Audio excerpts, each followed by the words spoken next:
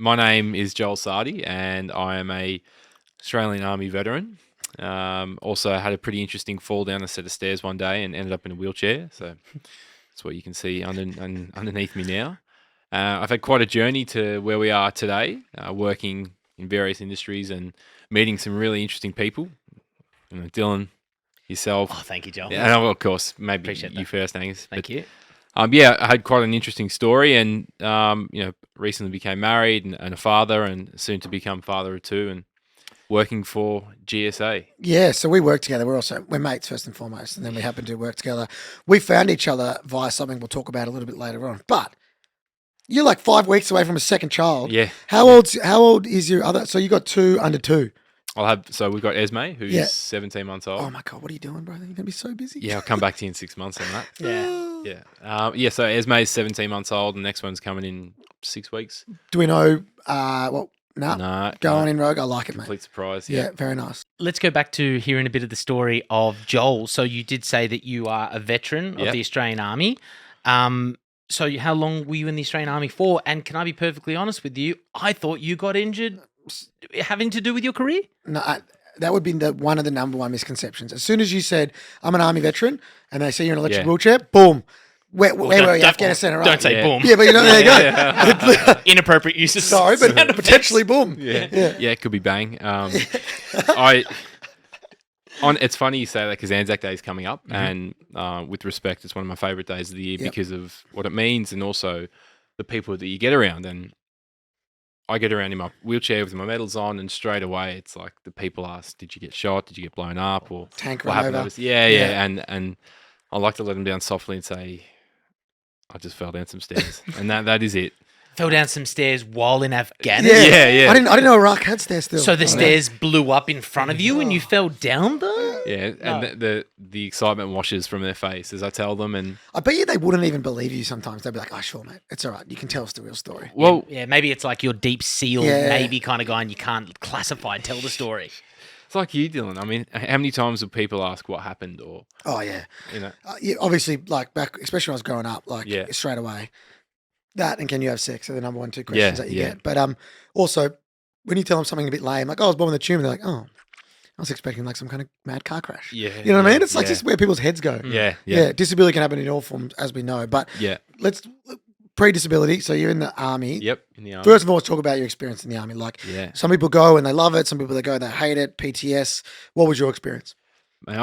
It's a love-hate relationship. You love everything about it because of the mates and the cool shit you do, but then at times it sucks, like most jobs. But it was such an early time in my life, like my formative years when I was 19, 20, where I was still learning about not only myself but the world. And you taught all these really harsh lessons about time discipline or attention to detail. And you're 19, you're still sort of coming to grips with, I suppose, living. Having independence and. So a lot of those lessons are still ingrained in me now, and probably for the better and maybe to my detriment, who knows, but I think they come into play really well when it comes to work or just general socializing or discipline with anything you do. There were some relationships I formed there that I'll take to my grave, and memories that formed who I am now. So it love-hate relationship, but if I had the chance to do it again, 100%. So from the army, Yeah. were you still an active service member when you had your accident of falling Yeah. down the stairs? Yeah. I'd woken up Friday morning, went to work, left work on the Friday afternoon. The next day I went out to a football function, and I was going up the stairs to the function room, and someone called me from, I think, the top level or the bottom level. It's never been defined, but I looked up to see who was calling me, and I discovered the fastest way down a flight of stairs was over the handrail. And Hang on, had you had a few Richard Gears at this point? A few beers? I think it's, let's just say maybe. Okay. Yeah. enough. But not enough at the time to be. To justify that. Yeah. I mean, like, we'd all been a lot looser before then, but it was just the perfect storm in regards to the height of the handrail that I fell over was because it was World Heritage listed. The rail was below my knee. Could we sue them? Well, we've gone down that path, and Okay. the answer is no. Okay. Because it was the footage showed there was probably 90% my fault. Right. But the 10% could have changed everything, of course. Of course, but irrelevant now. Can I ask a question then about that? If you couldn't sue them, fine. That's one thing. Did they make a change? Well, they put a banner up at the base of the stairs saying out of action or out of order. Oh, so you can't use those stairs anymore since your accident? No, well, I can't use stairs, but I know that. Oh, sorry. Not bad. No, they sort of like, they in a way admitted their fault and blocked off the stairs. Okay. And I think a few weeks later, my mates would go to the same venue and took photos of the stairs and said, look, they've realised they're in the wrong, but it was a bit late because... Yeah, court of law didn't care. Yeah.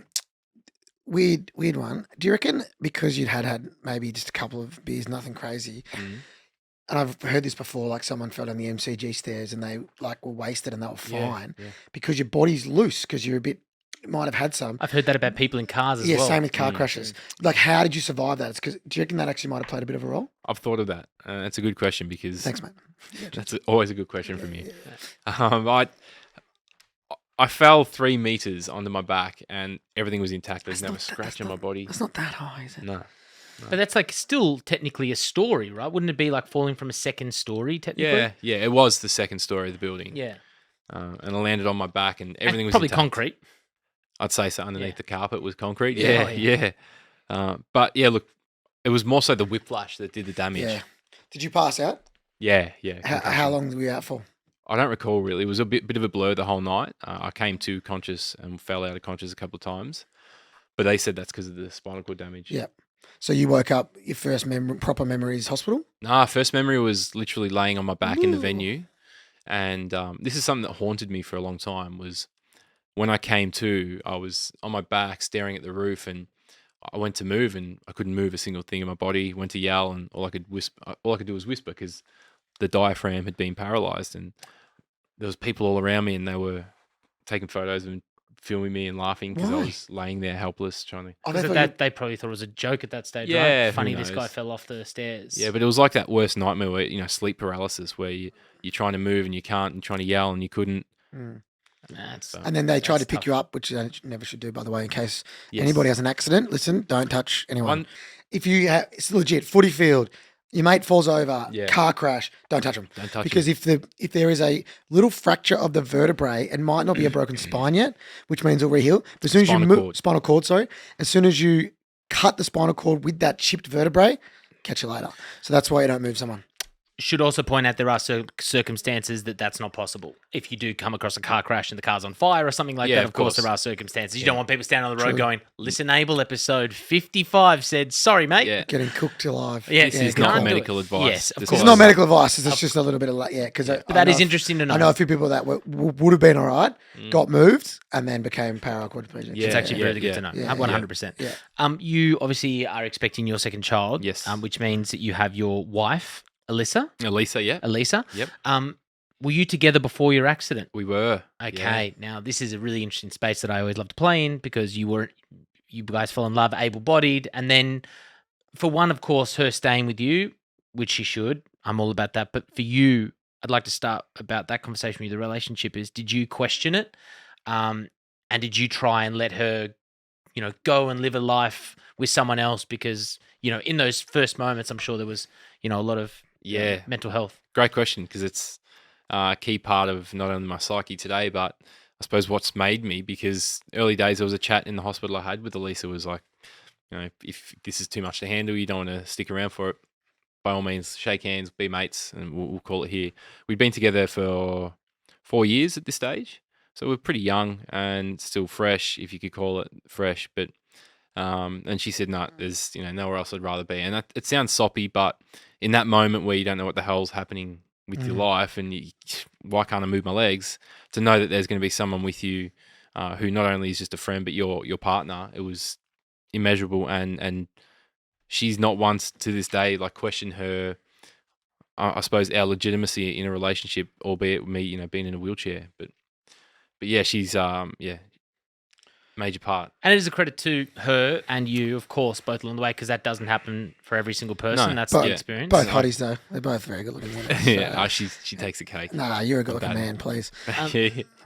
But going back to, was that the only conversation you had? Was there further doubts about Always. it? Do you know if any of her friends were in her ear going, why, Joel's going to drag you down? All of those sorts of conversations that we've heard from this podcast stories? Yeah, no, look, I couldn't give a shit about what other people think other than the ones I love and care for. But there was always doubt. And there's still, not now, but there's always doubt and guilt as to I should be able to take the clothes out or I should be able to help Elisa with this or with that. But because of my injury, I can't. So there's that guilt element. But that's a work in progress. That'll always be there. And whenever there's change, I'm always confronted with that thought process that I should be able to, but I can't. But to answer your question, along the way, there was always challenges. But I think growing up with the parents we both have, they've been through adversity as well, physically and emotionally, and they're still together, like 35 years on. So that really set the standard for myself and for Elisa. Sorry, I was cutting you off. I was going to say, did you, being in the army, did you know much about disability before you had an accident? But I feel like maybe in the army you had mates, I don't know. So you didn't know nothing. No, I remember I used to look at people in wheelchairs and think, your legs don't move, and that's it. I was so naive. But then again, like why would I have known anything about disability other than my mates who had a sister who had a disability or anything like that, What was the biggest, I guess, learnings like pre and post disability? I know that's huge. There's lots, but yeah, how long we got? But what are like some of the biggest things you're like, wow, that's the thing, Oh, it's more so what happens internally, Yeah. like the demons that you go through to wake up one day in your bed, in your clothes, and then the next day you've got someone wiping your ass for you for the rest of your life. Just that realization that you are disabled or you are not independent anymore. Because it's not the physical, it's in here, because that plays the biggest part in our lives. In here meaning in the head. In the head, in my head, sorry. Like that realization that you're not that identity that you once were. Did you, if I'm putting myself in your chair right now for this example, I'm wondering how I would feel if I woke up in that morning and I did need somebody to wipe your butt. Did you make it from the very start that a carer would have that responsibility, or did Elisa go straight into that role? Or Nah, because I wouldn't want my partner to be doing some things in the relationship that might change parts of the relationship. You know, I guess that it's a compliment and a credit to Elisa, even more so because there have been times where we've travelled overseas or travelled interstate, and she needed to do that, and we make a clear line that this isn't our relationship. This is a care side of things. Sometimes it blurs, but we realise it's for the better of both of us that we can do that. And early days, the nurses did tell us, like, you don't want your partner as your primary carer. No. I have one more question about your relationship. They say that when you break up with somebody and then you realise, holy shit, I've made a huge mistake. And then if you get back with that person, you love them more than ever because you it was gone for a moment and you realize what you had. When you realized that your life was now changed from your accident, did you find a new part of your heart that you could love your now wife more? Because it is a huge change in her life to now spend the life with you. Did you realize, did your heart fill up more, or was it always the same? That's a genuine question. It's deep. I think at early stages, I was so immature and I had really no idea what was happening around me. It took a long time to realize the sacrifices Elisa made to live a life with me that was not as fulfilling in my mind at the time. But now I look back and think there's so much more to life than what you can physically do. Just being there and speaking and listening and showing affection. But I think it took a long time to accept that physical Joel had gone, and now I see what she does for me, and it's incredible, and everyone else sees it too. So physical Joel's still there, just in a different way. Yeah, it's all about how you think about it. You can still do things, like sex and travel and all kinds of stuff, but just in a different format than you probably did. Anyway, travel, especially. I think. I mean, also because you did it at deployment, like you went overseas and actually fought in the war. Did you realize, because you were going out with Elisa at the time, correct? So did you realize those? That would have been pretty hard for her as well. Yeah. You know what I mean? Like it was pretty back to back, which is cool. I'm pumped that you guys were able to sort it out and stay together. Made some beautiful children as well. Yeah, thank you. Speaking about your kids, you only know life as being a father from a chair. What's it like? I'm a dad. Because I worry about this. Like my Yeah. kid's going to go up in the playground and I'll be like, come back. And I can't go get him. Oh, Whatever. yeah. Just whatever. But also, like, we had Jamin on, who's a drone pilot and photographer in WA, and he's in an electric wheelchair, and he had a child from since he had his accident on a motorbike, and he had some really interesting things about stuff that I probably won't go through that changes his relationship with his son. So, can you tell us a little bit about being a dad? It's the most challenging and rewarding time. There's as my child, as Esme grows and develops, she becomes more independent, and there's less things I can do for her. But at the same time, everything that I can't do, like you'd attest to this, Dylan, there's 10 things that I can do because of my injury. There's moments that her and I have that other dads that are able-bodied don't. Like Esme will sit on my lap and we'll go for an adventure on the footpath into a playground, and she'll stay on my lap and watch kids on the playground. And we'll talk some gibberish to each other that's completely incoherent, and she knows that this is her safe space and her spot. And she'll fall asleep on my lap wherever we are, but she won't fall asleep on anyone else's lap. So those little things are the silver linings, and there's so many more of them than what I can't do. Great point about the yes, the other kids can go on the playground, but they don't have a dad they can zoom around in their wheelchair with. Like, it's just so true. Yeah, it's a nice way to put it. Oh, I like that. We're going to talk about how we found each other, Joel. That sounds like we're dating, but we pretty much are. So you had an event that happened when you went out for dinner, went viral. We didn't know each other, but I shared it because I was like, it's pretty loose. Story as well, yeah. Can you just give us the rundown on the evening and what happened, and I guess explain, obviously, your wheelchair and everything. Yeah, so I'm a power chair user because I'm a quadriplegic. So the power chair has a bit bigger footprint than somebody who doesn't use a wheelchair. I'll almost say 1.5 times my chair.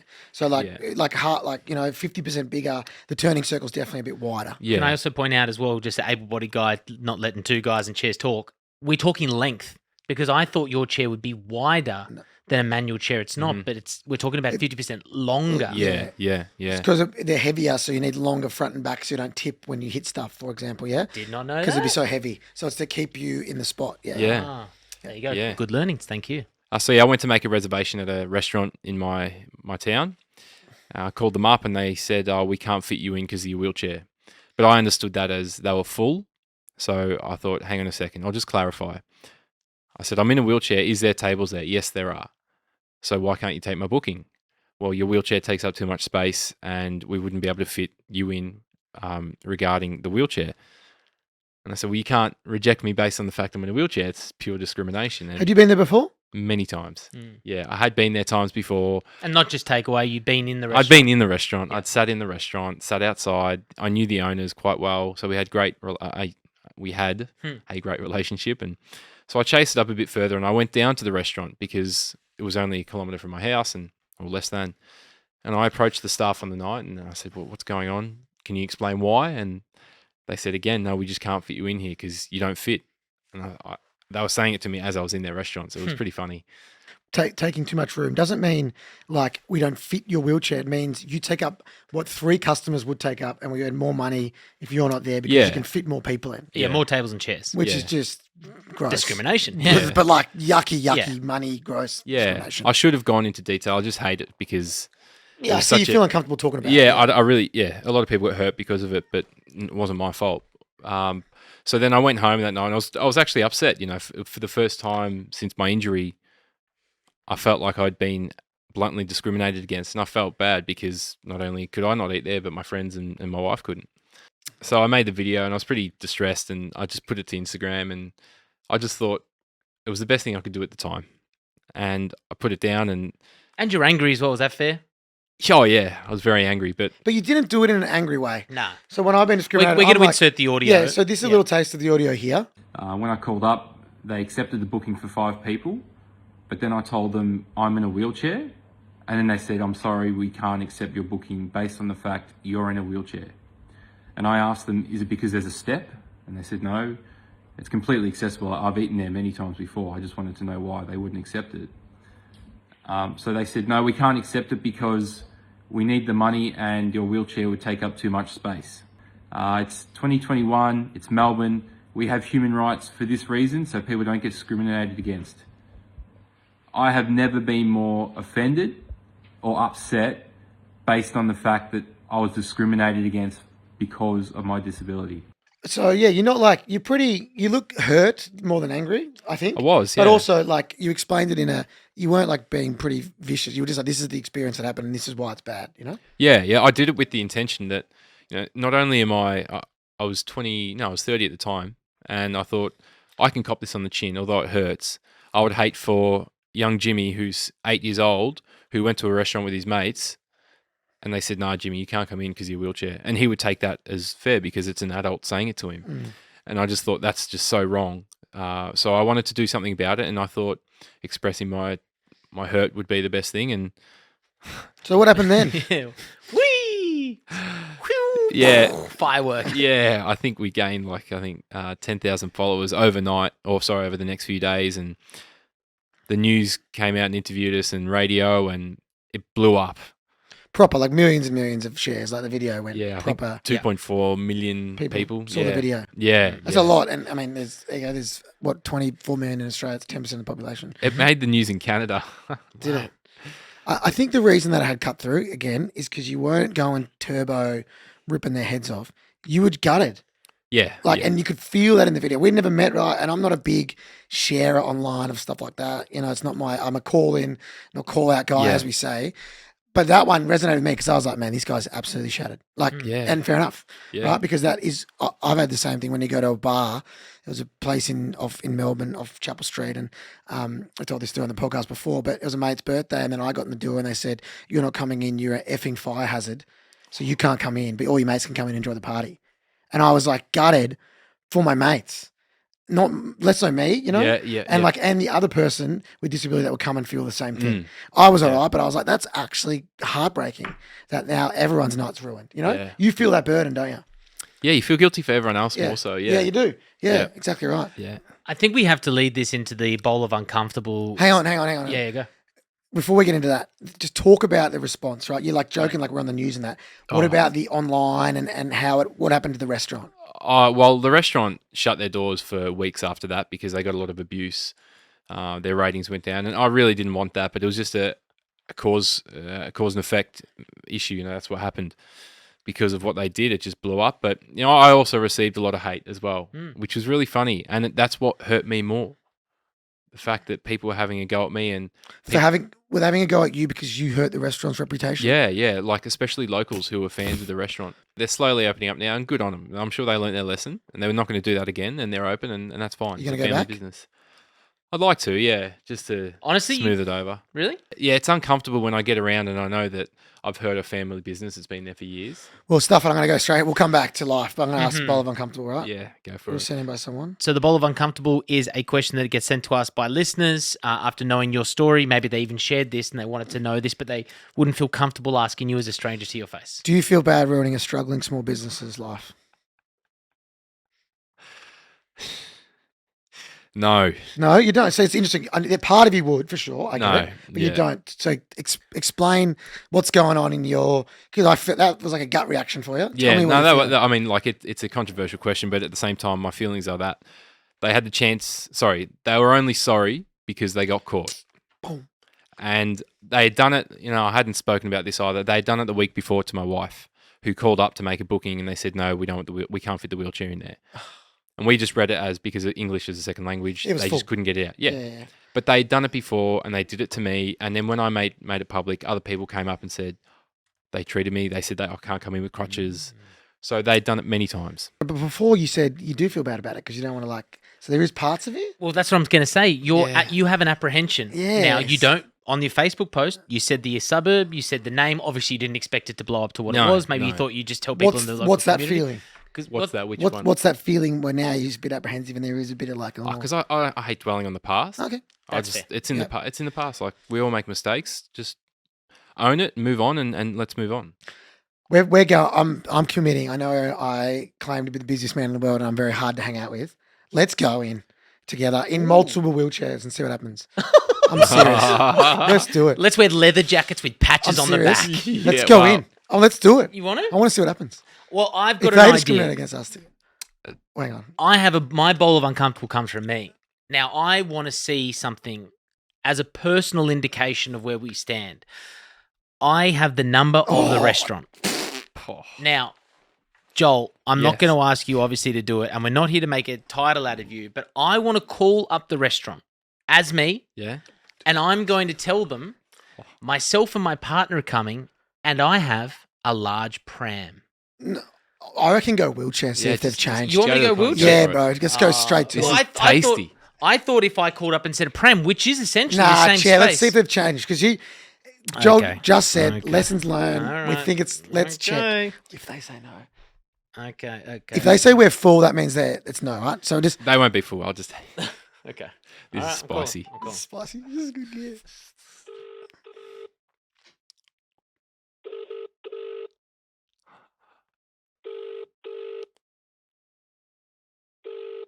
Come on, they do it. They'll answer. They should be open. Good afternoon. Hello, how you going? Good. How are you? Good, thank you. Hey, I just wanted to. Do you do reservations? Of course we do. Okay, can I please have a table for 2 tonight, please? Yes. What time, sir? 6 p.m. 6 o'clock. Your name, please. Angus. Lovely. See you later. And it's BYO all alcohol. There's no corkage. Oh, before you go, do you have is there a ramp access or is there a stair at the front door? Because I'm in a wheelchair. No problem. No problems. All right, so I can. I don't need to bring a ramp or anything. There is a ramp that will bring you to the restaurant. Perfect. All right. Well, I'll see you tonight at 6 If o'clock. you enter the side of the terrace, Yep. just enter from the side, or if you park your car where the pizza place is, Mm-hmm. then you can just come in Perfect. without any ramp or any steps. Awesome. I'll see you tonight at 6 o'clock. See you. Thank you. Thank you. Bye-bye. Bye. See, that's great. That's And you know nice. what? That's cool, That's man. cool. I got a little bit of feeling, like I That got a was bit cool. of like tingly action. Yeah. That's got to Thank feel you. good, Joel. Because And- if, like you said, I know you spoke about hypothetically, what if a young 8-year-old kid in a wheelchair went, but now they will get a chance and they won't be discriminated against. Also, just went above and beyond about parking, where to park, how to get there. Yeah, And- and that's exactly why I don't feel bad. I mean, sorry, I didn't feel bad back then, and now I sort of do because I saw they were so apologetic, Yep. and they've moved on. So Yeah. let's just let it go. Also, you said something very nice to me once, that one of the best things to come out of that happening was that we met each other and started working Oh, together. oh. And you, what an You actually absolute... did say that. I did. I had said that. I had You said could that. say working together, us meeting each No, other. because we became mates. Like, it's so funny. Like, you go through a really shitty thing, 'cause Yeah. that was crap. Yeah. Right? And it was so true because now, I don't want to brag too much about you, brother, but we're working together on an incredible new project at our consulting firm, GSA, to an online platform for people with disability to get jobs. I would have never met Joel. Probably an able-bodied person would have had to fill that role because we didn't know anybody with a disability who could do it. Found each other, working together, and kicking ass. It's pretty cool. Yeah, thanks. It's And now eating an undisclosed style and theme of cuisine. Yeah. But it's true though, yeah? Because like Yeah. now you're working in a space which we're actually doing some pretty cool shit and that you enjoy. well, it's. I say to people now, it's one of the best things that happened to me, that restaurant saga, because it exposed me. I learned a lot about myself, my injury, but then I ended up in a field where I wanted to end up. I was at uni studying to end up in the disability space, but in a professional capacity. And I've done it because of that. And yeah. Mate, Ripper.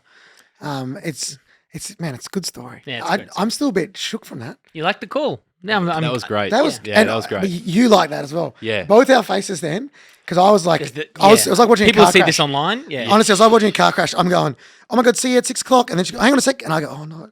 Here it No, comes. don't. I was like, no. I should put some suspenseful music Oh, underneath it and build That it was up. awesome. Oh, I'm Okay. up and about now. That I was guess great. I know where I'm eating tonight then, don't I? That's right. You can go for dinner. Joel, not to be cliche, but thank you for your service. And thank you very thank much you. for your time on the ListenABLE podcast today, brother. Thanks, Angus. Thanks, Thanks, Phil. mate. Thanks for having me. You can come back anytime. Nice.